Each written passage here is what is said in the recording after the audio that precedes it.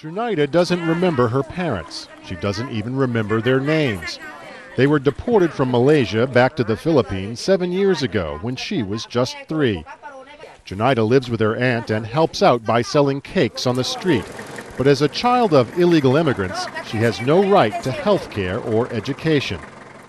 Nearly half of Sabah's population is made up of refugees and immigrants. Most are here legally, but many are not. Migrant workers aren't supposed to have children while living in Malaysia, but of course they do anyway. If they can afford it, they send their children to simple private schools like this one. But most aren't so lucky. Most of them would have come from broken families, single mother, or just orphans.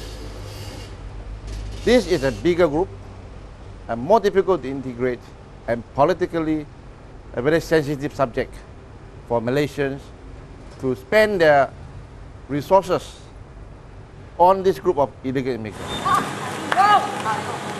In Sabah's capital, KOTA KINABALU, homeless children and teenagers roam the alleyways in small gangs. They do odd jobs for a few dollars, sell cigarettes, or unload the fishing boats when they pull into port.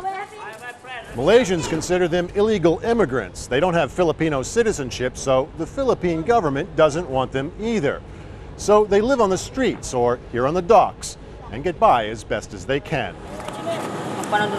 It's not much of a childhood. There are no bedtime stories here, no lullabies. Many young girls turn to prostitution, young men to crime. Some of them, the orphans who were abandoned because the parents had gone back to the Philippines, so they have a big brother, yeah? So they have to earn a certain amount for the big brother.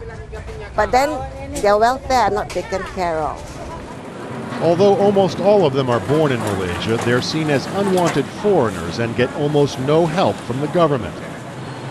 But ignoring the problem will only make matters worse.